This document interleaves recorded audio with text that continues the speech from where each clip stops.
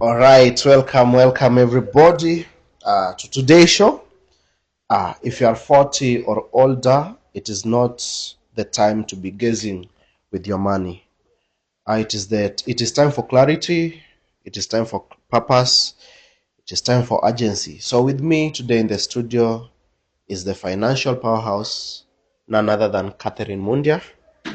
And today we are tackling the question, are you financially where you should be, or are you one miss up away from trouble? And so without much ado, maybe let's welcome my guest today, Catherine. And I'm just your host. It's her channel, but I'm just your host. I've just tried to gather in the questions that you might be meaning to ask. Then we shoot them directly to her, and she will be giving us the answer. So let her introduce herself, then we dive into what we know or what we should know. Thank you. Wow, thank you. Okay, my name's Catherine Mundia. I do financial coaching. I also do circle. I talk about circles, and I also talk about mentorship. Yeah, we can proceed. All right. So maybe let's begin with the basics.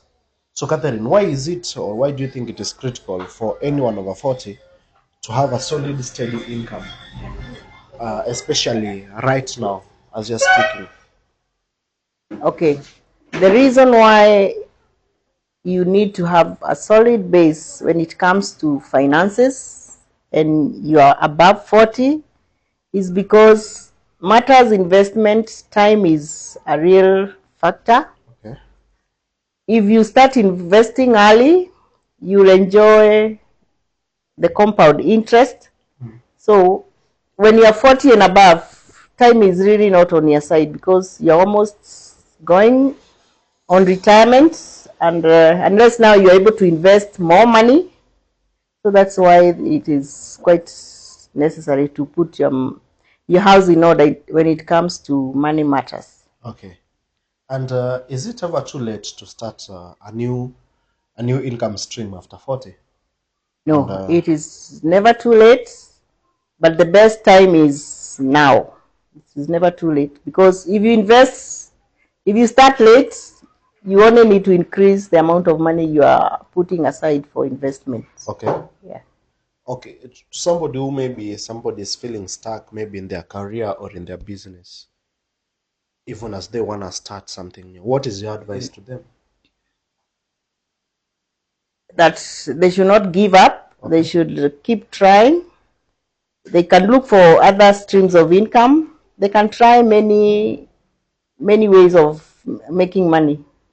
Oh, I always like to say that retirement is not an age. It is a financial condition. Do you agree? And if you agree, how does income play into that? When it comes to retirement, or Yeah, yeah. Retirement. To me, I believe retirement is not an age.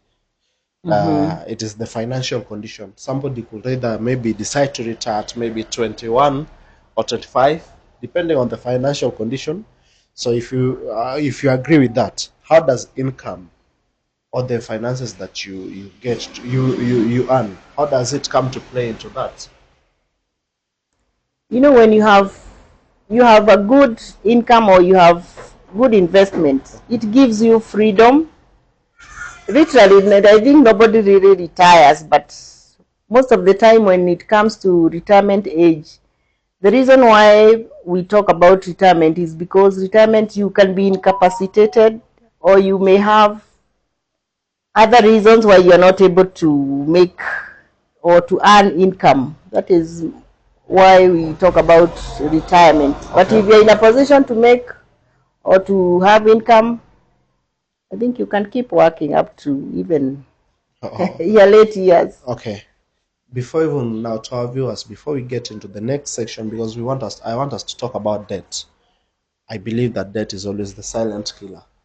So before we get into that, our viewers, our esteemed viewers, we ask you, if you have not yet subscribed to this channel, this is another reason for you to stay subscribed. Let us go together, hit that subscribe button, and let us wait for the next coming episodes.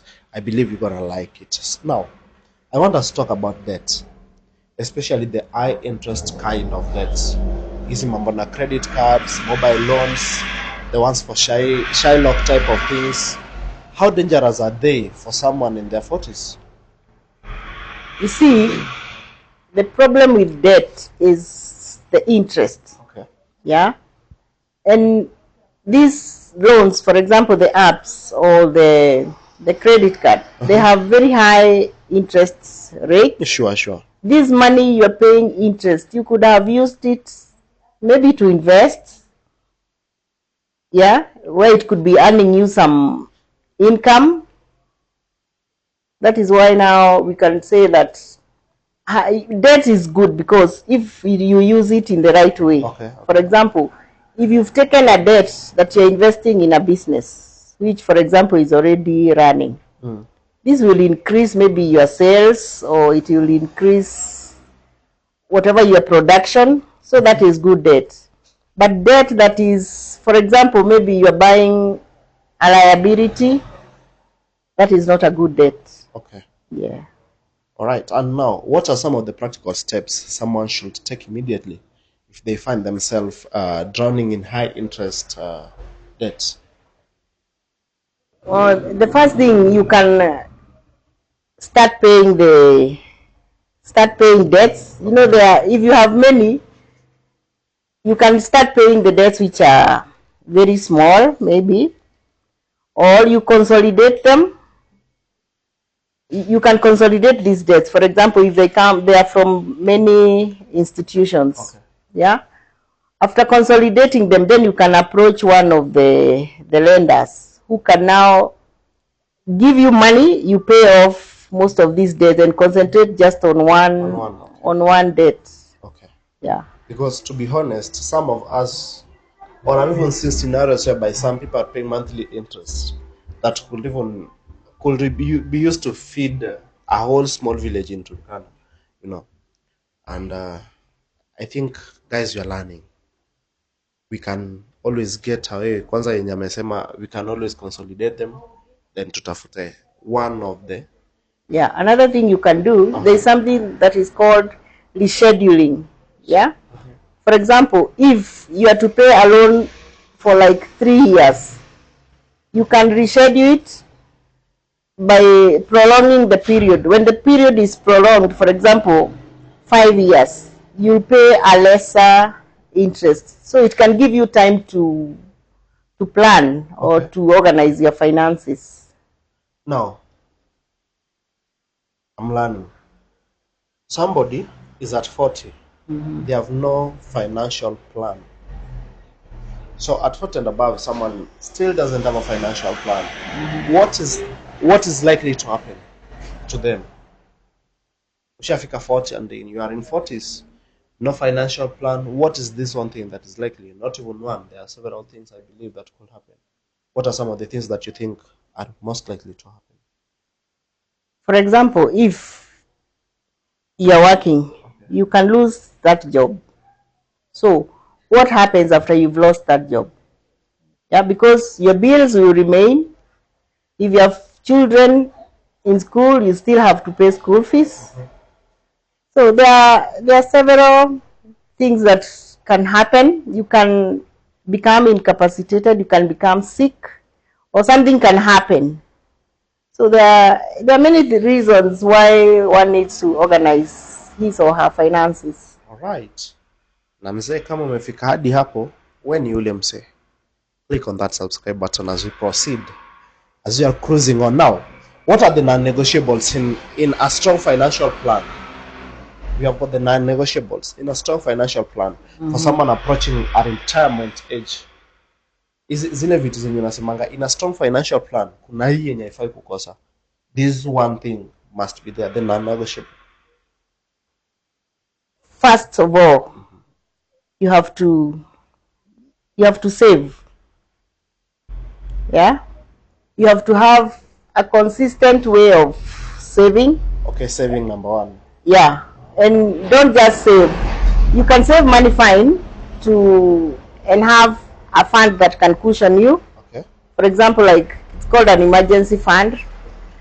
The other thing that this, don't just save money for the sake of saving. This money should be invested where it is earning you an income. This income, it can be either passive, yeah, where you are earning dividends. That when we say passive, you are not really involved in the working. This money is working for you. Yeah. The other thing, for you to, you have to do away with debts if possible, or take debts that you are able to afford. For example, SACCO debts are, they are manageable as compared to bank debts or other, the apps, the credit cards. It's deal with debt that you can be able to handle, or debt that is helping you build your wealth. Yeah. Any other thing? Amanis or two? Of course, when you are dealing with finances, discipline is key. Okay, because discipline. Yeah. So guys, and also you need to put a system where if you don't have discipline, for example, you can create a system where you don't really get involved in this money. For example, you can advise your bank to be sending standing orders to your different whatever saving avenues or investment avenues. Yeah. Guys, I don't know what is your take. On my side, this is my take. Number one, savings. And it should not only be savings, it should be invested, right? You can decide maybe the one for passive income is standing out for me, or it is coming clear for me, because I like things that I don't have to work, but at least pesa inakuja. Maybe after I have had worked. The financial discipline, also very key when you mesema. And another most important thing is do away with debts. I don't know what is your take on the same. Maybe you can comment upon chini tujue what is your take. And now I want you to talk to us about the principle of pay yourself first. It sounds like a quote on a coffee mug, but it's deep, isn't it? Yes. Okay. Thank you. When we talk about paying yourself first, for example, Chris, today you have a salary of 50,000, for example. Okay. You have rent to pay. You have children to feed, for example, if you have. You have school fees to pay. So you find that all this money you're just giving it out. Yeah? Okay. But you remain without anything. But if you had set up a system where you put, it is called budgeting, yeah? Okay. In budgeting, we say you spend only 50% of your income on your expenses, yeah? 30% should go to your wants. Wants are things that you can do without, yeah? And 20% should go to saving or investment. This is where now the percentage that we are calling it. You're paying yourself. Because when you are saving this money, fine, you feel like you are depriving yourself at the moment, but you are buying freedom for tomorrow. So you're keeping it for your future. It will take care of your future whatever expenses. Yes. Right. And maybe to our viewers, sikuwakumbusha, we are dispensing knowledge here. So tafadhali chukua kitabu yako na kalamu. As we are walking through this, we are learning.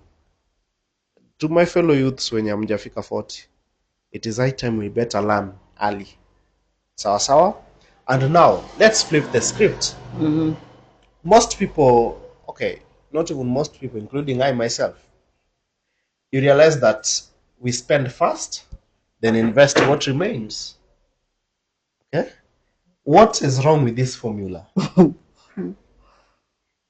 You see, expenses, what happens is, in our human nature, we create problems which are enough, or they are the same as the income we have. For example, if the money we've said you're earning 50,000, you will create problems which are equivalent to that amount. 50,000. Okay. So that is why first, when you get this 50, the 20% we've talked about, please set it aside. And if you don't have discipline, that is what we say, you automate your savings. Let it go automatically without you having to touch that money. Yeah, so you will never have money that is left if you spend fast. One thing, or maybe how now I'm getting to tackle this. You have just said that when you earn 50,000, you realize that your problems now sums up to 50,000. So, on the other hand, how then do you go about it? Instead, maybe your salary kikuja, do the discipline first of taking a portion to invest, then now create the problems. Those are the what is remaining. Concentrate on that 50%. Let your expenses be within the 50%. Right. Yes. Shida zako zikwe within the 50%. I'm learning. Then how can somebody who is over 40 build the habit of investing before spending? Especially when expenses feel overwhelming, because you realize with today's economy, like what is coming, you realize that what is remaining, ukitoa hizo expenses, is a negative. Because fees, you see, they're like, maybe let's say, should I call them the basic needs?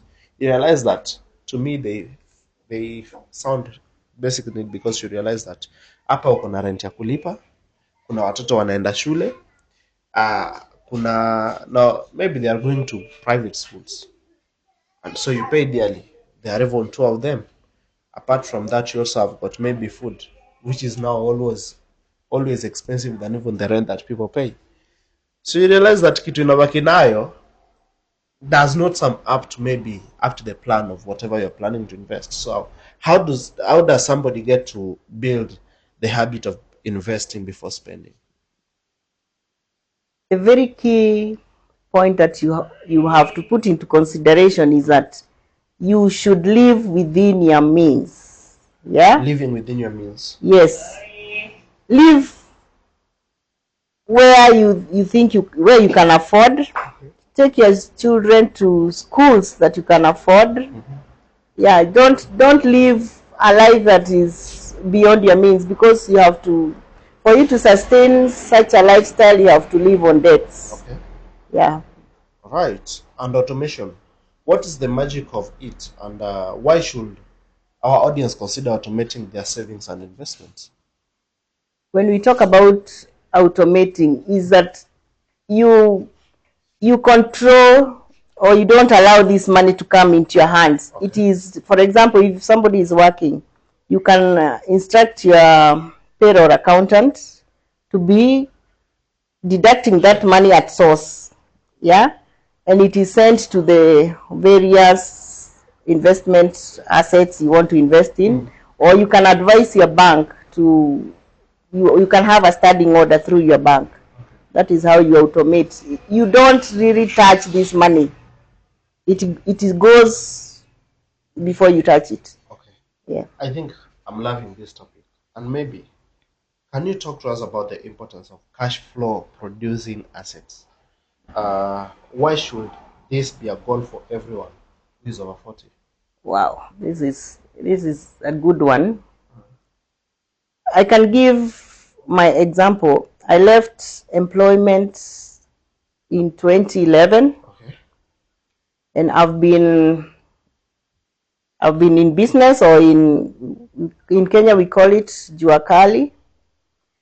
And the biggest problem I can say, which is out here or in jua kali, is cash flow. Okay, okay. You need money to survive on daily basis. Yeah. This is what I'm referring to as cash flow. So this is money. You see, your expenses remain whether you are working. You have to eat, you have to pay rent, you have to educate your children, you have to go to hospital if you're sick. So this is money that is, you need it on a day-to-day basis. Okay. So if, for example, you retire today and you don't have assets that will be giving you income, you'll have it very, very difficult, because these bills, you have to meet them on a monthly basis. And the best investments that give you cash flow in this country, we can talk of the real assets. You can invest in rentals. Yeah, rentals, these are this you'll get rent from the rentals. There's another very good avenue, the Airbnbs. Okay, the Airbnb. Yeah. Did you just mention rentals? Yes. Okay. Rentals, people will be paying you money on a monthly basis. Yeah. Or if you're able to invest in a business as a side hustle, Okay. as a business will be giving you that cash flow. And also we can talk of the Airbnbs. It's a new concept in this country, and I think you get money through Airbnbs. Yeah, people rent your house. It can be on hourly basis or it can be monthly, whatever way, but at least you'll be getting money on a monthly All right. basis or Now, a daily I want us basis. to break it down kidogo. We have got the real estate, you've got the Airbnb or rentals. Is it worth it in Kenya's current market? What are some of the traps that you can advise somebody to avoid? When it comes to Okay, we are talking of rentals. You are talking of Airbnb and the what? The real estate business in current Kenya's market. Is it worth it? I think so. I think so, because first of all, maybe the where you can get a problem is when the time of you acquiring maybe the land. Okay. That is where you need to do your due diligence. But as long as you have a good place where people are living, I think you can. It's a good investment. Right. So, business or side hustle.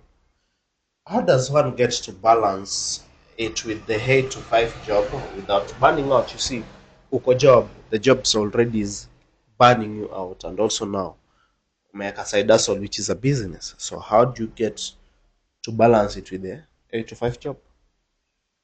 I think business with the social media, I think you can be selling your products, for example, online. You can also employ somebody to be assisting you. I think it's doable. Okay. You can also do it after work. Sasa CEO after work is what brings the exhaustion and burnout. You can imagine to somebody who is working in the CBD or maybe in Westlands or somewhere, maybe you travel, maybe you connect, and now you wake up maybe in five in the morning, you bathe, upande matatu, you connect, saa zingine unafika late, pressure za job, boss ndio huyu, mara nini, then tena ukirudi ndo tena unataka kufungua biashara. Is it overwhelming? Isn't it overwhelming? Choose what suits you. Choose what suits you. What you think will not be overwhelming to Yeah, yes. you. Okay. Yes. Give us one or two examples of passive income investments that actually work in Kenya, in the Kenyan context. Because passive income is, to me, is like a friend that who makes money while you are snoring at night. You know?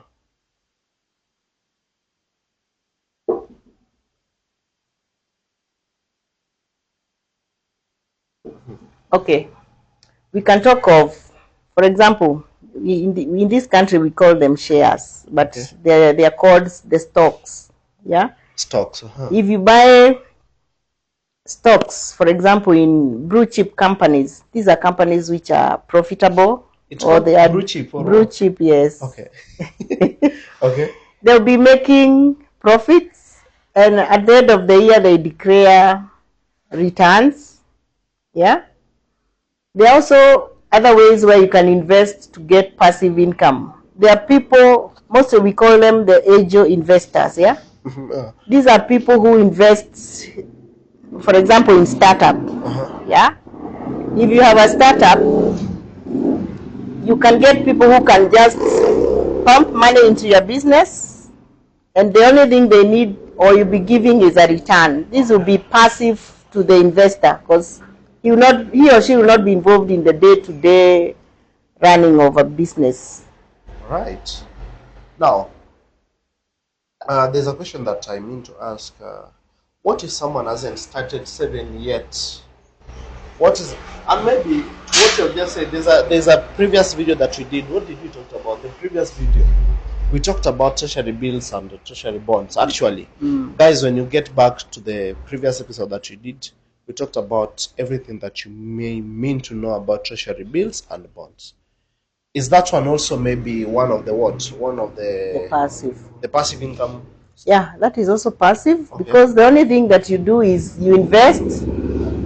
After maturity, you just receive, for example, an M-Pesa, or the money will be deposited in your account. So that is also passive income. Why do you think it is risky maybe to be 40 plus with no retirement plan? The biggest challenge would be, I've talked about the cash flow. You need money. You need cash flow at the end of, even if you are retired. Yeah. If you have children who are still in school, you need to be paying for them. Otherwise, you'll overburden other people. You can be sick. Yeah. So there are many reasons why not having money at the retirement time can be a risky thing. Okay. Now, I want us to shift a bit to something we call lifestyle adjustment. And I think this one should be Sting. Lifestyle adjustment. Now, why do you think many people over 40 struggle to downgrade their lifestyle? Even when their finances are screaming for help. Like, anasikia tu gumu ya downgrading. What do you think happens? I think one thing is there's something that is called you're coping with Joneses, yeah? It's like you're comparing yourself with other people, yeah? You fear what people will think, Okay. yeah? Fear of what somebody's gonna say about Yeah, you. and those kind of things. Okay. What are some of the practical things someone can cut without feeling miserable? Because let's face it, do you really need Netflix? Do you really need Showmax, DSTV at the same time? Wi-Fi, no, Wi-Fi is of a necessity. Internet is of necessity, because even us currently, you have to use it to air this video live, right? Yeah. So, what are some of the practical things someone should cut without feeling miserable? For example, number one, you can move to a cheaper neighborhood. Yeah, if you're paying rent of 150, you can reduce that to 50 Or 30, 20. or 30. Yeah. Why should you stay?